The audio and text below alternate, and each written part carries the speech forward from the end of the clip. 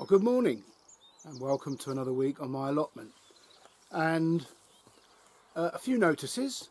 First of all, you may not have noticed, but the original music I've used for the last 50 odd episodes has gone. The reason it's gone is not through choice. I had a problem with my computer recently and I had to hand it over to a chap who repairs and fixes computers. And he did a fantastic job. I'm very happy, and it came back and it's all singing, all dancing now. Except the one thing, and I had to install a few things like printer drivers and so on, which is all a bit difficult for me. The one thing is I lost that bit of music. When I came to make my last episode, I clicked on in the editing thing, add music, went to where the music has always been, and it was there no more. And try as I might, I couldn't get it back. It was a piece of music called You're There. Anyway, I can't find it. So, and I think the last one, maybe 2 episodes haven't had it on. And nobody's mentioned anything. So clearly it meant more to me than it did to anybody else. So anyway, that's gone and I found a new bit. My daughter subscribes to some website where you can download music pieces for free. And so I've now got some new pieces of music that I'll use as and when. So I hope that hasn't upset your viewing too much. It clearly hasn't bothered anybody because nobody's mentioned it. Anyway, that's Niff Naff and Trivia, which we'll come to later. More importantly, here I am on a Sunday morning on my plot. It is 7 minutes past 5 in the morning. I made an extra special effort this morning. Isn't it funny how you don't need I don't need an alarm. I set my alarm for 4:15 and I woke up and I sort of aware of my surroundings. We've got very heavy curtains so no light gets in. But even though that I could detect that there was, the morning was breaking. And I looked at, my alarm and it was 4:14. So I switched the alarm off, hopefully not waking up my wife. And here I am. It's a beautiful, still morning. It is my time of the day. It's for me. It's a very selfish act. I come up here. Look at that. Just look at, if you are not, during this crazy time, getting up and looking at that, you're missing so much. And I can hear you say, you can blimmin' keep it, Martin. That's fair enough. And that's why I'm here on my own. Anyway, my dad said, spoke to my dad on the phone recently, and he said, I've been watching your latest videos. Don't people have so much stuff on their allotments? He said, my dad, he said, that's my granddad, he had an old shed and then fruits and vegetables. There was nothing else on the plot. And of course I can believe that totally because it was before the invention of plastic, or maybe not before the invention of it, but before the widespread use of it. And I think he's sort of talking about John's plot where he uses all these plastic bottles. And it's true. We acquire so much stuff, and that's not just a comment on allotments. That's a comment on lives. We accumulate so much stuff, none of which we need, almost none of which we use, and I think that's the same on allotments. Anyway, I just thought it was an interesting comment from a chap who saw allotments in a different era. They were much simpler. They were all about the fruits and vegetables. And, I'm not saying it's any better or any worse. It's just different. Anyway, just a comment. Now to today. And in a minute, I'm going to go and get the wheelbarrow from John's plot. And I'm going to make an early start on doing a bit of watering. I'm not sure if I get that right. I've commented on it before that, I've watched Cliff on Castle Hill Gardens and he says, when you put something in the ground, in his last video that he posted yesterday, he was putting in his beans and he says water them for the next 2 or 3 days while they settle in and their roots get established, and thereafter they should be on their own. Now that man knows far more than I'll ever know about gardening, so when he says that I believe it. But I can't help myself. I get up here and I'm churning up and down that path with the watering cans, getting water on everything. maybe that's the wrong way to do it. I'd be interested in what you've got to say about that. But I think today, apart from a bit of watering, a bit of pootling about and titivating, the main thing is that raspberry bed. It's now, I think it's the 17th of May, and there's no sign of life on those raspberries, and I've watered them and I've fed them. They're dead. It's a lost cause. So that's a massive bed there being wasted. So today, I'm not sure how far I'll get with it, but I'm going to start, taking down the posts and the wires and start digging out the old plants. And there's a lot of weed in there now and grass. So I'm going to make a start on that. And the aim is, while I've got, because there's nothing to go in there, I never planned on putting anything else in there but raspberries. The plan is to move all the soil to one side, import a load of manure from the heap, and then put the soil back over and do the same on the second half. And that's a lot of time and effort, physical effort. But I think it'll be worth it because it'll raise the level of the bed about 6, 7, 8 inches. And that's got to be a good thing for next winter. Plus, of course, I'm putting underneath a massive layer of manure, which will, increase productivity in the long term, I hope. So, as the sunrise, which is about 3 or 4 minutes away, I believe, ever changing behind me, I'm going to get the Kelly kettle on and make a start on the day. Oh, and of course, I will do a little short clip of my greenhouse at home, because that emphasis has changed, because everything in the greenhouse is now coming up here. I've brought more seedlings or plants up today. So the greenhouse I've emptied it now that I've got tomatoes growing and couple of cucumber plants at the back. So that's set for the summer. And then there's a few trays in there of stuff, mostly flowers, to be honest, for the garden.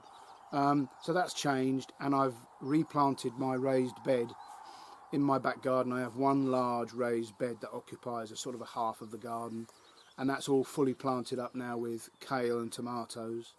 So I'll have a quick shot of that, and then a couple of minutes of the walk we did yesterday, which was another glorious one on another glorious spring day. We have been so lucky with the weather. This crazy situation would have been really, really unbearable if the weather had been bad. I think the authorities would have struggled. I mean, I know they're saying that all this good weather is bringing people out. The damage that this so-called cure is doing would be, it's going to be devastating anyway. I'm convinced the cure is going to be worse than the disease. But I'm sure it would have been far worse without this wonderful weather we've had for a good 2 months now. And we are really making the most of it and enjoying it. So, let's get on and do just that. Welcome along.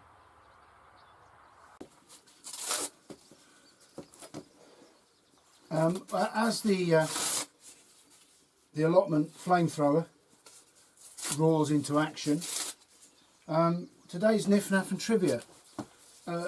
You'll have heard the phrase, I don't give a jot, or I don't give a one iota. Blimey. It's frazzling the the blackberry bush. I shouldn't laugh, but something about flames and fire, isn't there? Goes back to our ancestral needs. Yes, so I don't give a jot, or I don't give one iota. They're a couple of phrases that are thousands of years old. They go back to ancient Greece. And an iota is the smallest letter in the Greek alphabet, and a jot is one iota. So it's the letter in the alphabet that means the least, and that's where the phrase comes from. I don't care, I couldn't care less, I don't give one iota. Yeah, not one of the most stunning and amazing, but a very commonly used phrase. Anyway, my daughter put some pictures on, I think it's Instagram she uses, and we've been out for these walks on a regular occasion, and she puts some photos on Instagram, and one of her friends who's working and living in Cyprus at the moment says, where on earth do you live? And we are very lucky. We live in an area designated an area of outstanding natural beauty, the Wye Valley. And sometimes you just have to stop and admire the beauty. People spend, excuse me, and thousands of pounds travelling all over the world, or maybe they don't in future. And you know, sometimes the most beautiful places are on your doorstep. So without further ado, while I make my first brew of the day, my first of what I'm sure will be many, let's go and have a look in my greenhouse and then a little look at where we went for our walk yesterday. I hope you enjoy it.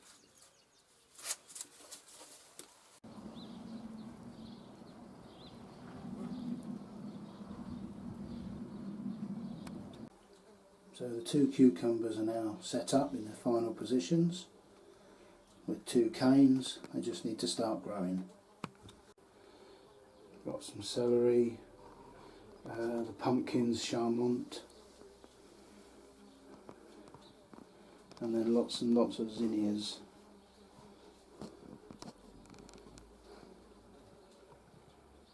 Every space used.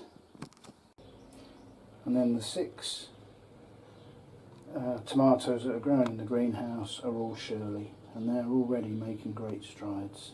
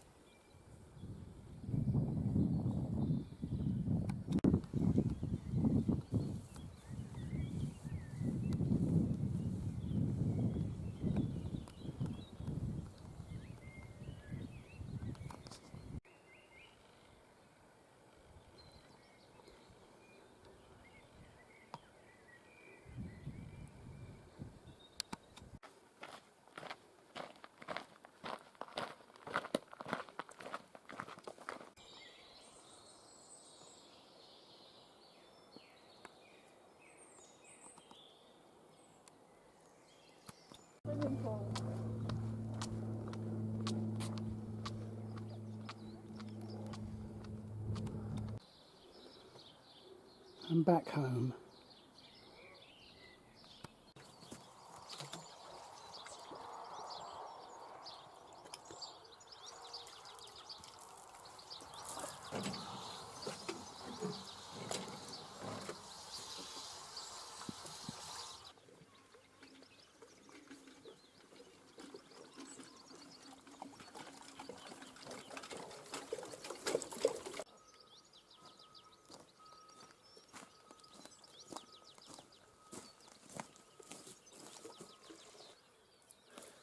One of the other things I've got to do today, in fact the more I look at it the busier today's going to be, is get a few plants in the ground. Something I've never grown before. I've never had any luck with traditional spinach. So this year, from DT Brown's, I got some New Zealand spinach, which I believe is a kind of a perpetual spinach. So I've got a raised bed here, made out of pallet collars, that I'm going to try that in. Just grow that on its own in there and see how we get on with that and pick it like spinach. And this is all, I've got some marigolds, cucumbers, French beans, all sorts of bits and pieces in here. And I've got one out of shot just here, another cold frame. But what I want to show you is one of my 2 Atlantic giant plants. Barry has initiated the Atlantic Giant Challenge this year across the whole plot. So whereas last year it was he and I, this year there are 7, maybe 8 of us taking part. And he gave us each 2 seeds. And you know, whether they both germinate or not, we don't know. I mean, my both have. We choose one of those plants, the healthier looking. At the moment I can't decide. And we grow it on, and then we grow a giant Atlantic pumpkin. And we've all chipped in the grand sum of £1. So at the end of the season we will weigh the pumpkins, if there are any, and sorry about that, I just stepped on something that moved the camera. I'll take the, and again. And we'll weigh them and see who the winner is. And the winner will obviously win the grand princely sum of £7 or £8. highly exciting, but I just wanted to gloat, Barry, and say that I've made a good start. You know, of course, confidence is that feeling you get just before you fall flat on your face, so, you know, I'm not counting my chickens yet. Oh, there's another phrase, where does that come from? Anyway, I'm quite pleased with the progress of that. He says stepping back and allowing the camera to settle. And, yeah, this is one of two courgette plants, zucchini, that are left unplanted, and you can see from the yellowing that it's really used up all the nutrients in that small pot and it wants to go in the ground somewhere. So again, something else I'll try and do today. So yeah, it's all go on the plot. Well, I had a word with Bridget and she doesn't mind if I have a wander through her plots. I say plots because she's got 3, and Bridget is one of only a couple of people who've been here since the very beginning of these plots on private land. This land is owned by a farmer. He's an organic farmer, and so this is part of his campaign, if you like, to promote organic farming. So we have to farm or allotment organically, which I have no problems with.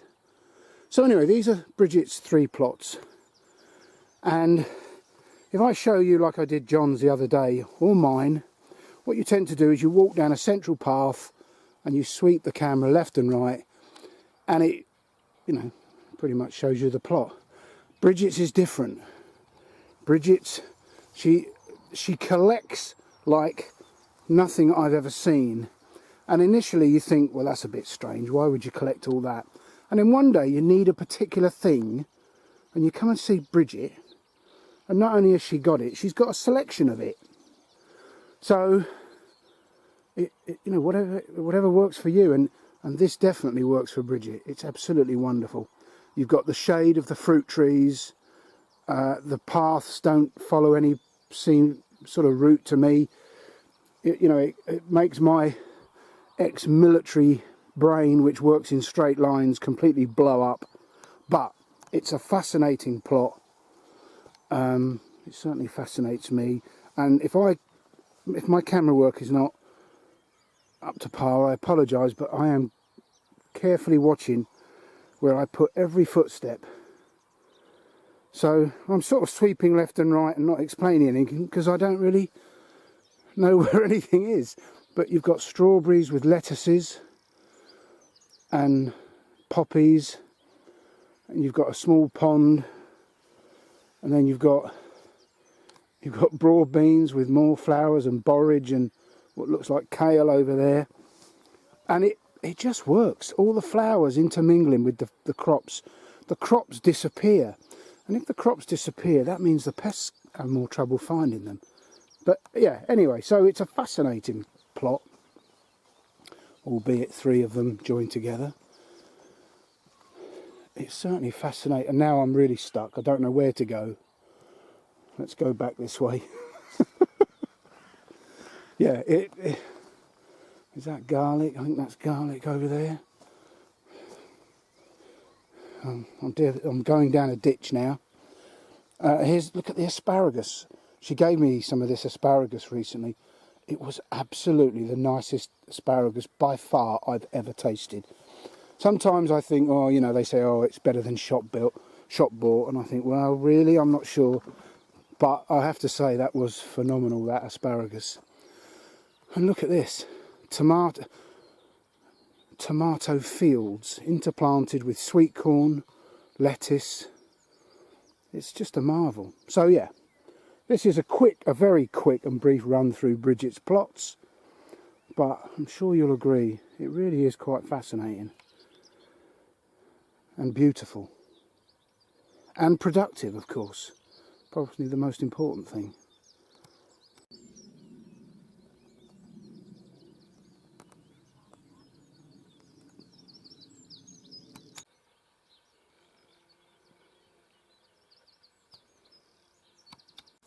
Well, time check, it's just gone 9 o'clock and I'm still the only one up here. Everyone's obviously having a lockdown lie-in. So I've done lots and lots of watering, lots and lots of hoeing, I've planted a load of beetroot. I've just put one of my courgette zucchinis in this raised bed. I've planted up the New Zealand spinach and the rest of my spring onions. I've got more growing in the greenhouse at home. And I've got to that point where I have a written down pen and pencil plan to what goes in where. But inevitably there comes that point where you've got a few bits and pieces and you don't know where to put them. One of them is the two cucumbers, La Diva. I had really poor germination, probably my fault rather than the seeds.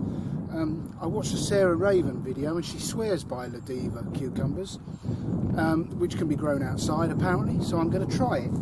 And on this frame I've got the pea alderman and some sweet peas that Bridget gave me, and on this corner I'm going to try this cucumber, and you know, it'll either fail or it'll, you know, produce, we'll see. But it's going on this corner, so I'll dig it in and then we'll have a look at it.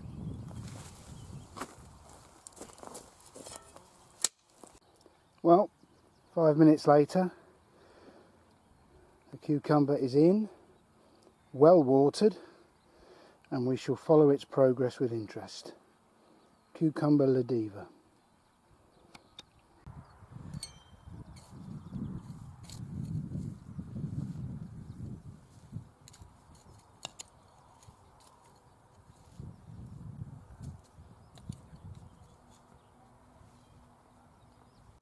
Well, my first row of climbing French bean Isabelle is in, so if the slugs and snails don't annihilate them, I can look forward to a crop soon.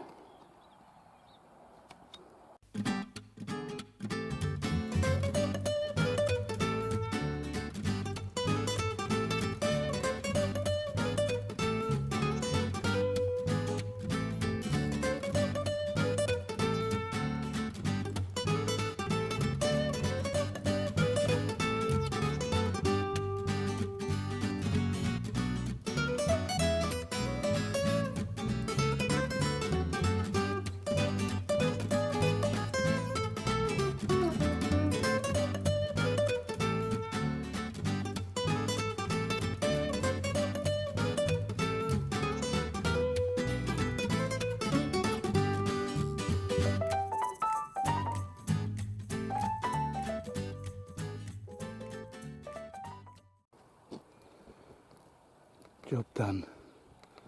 Just got to dig the manure in now.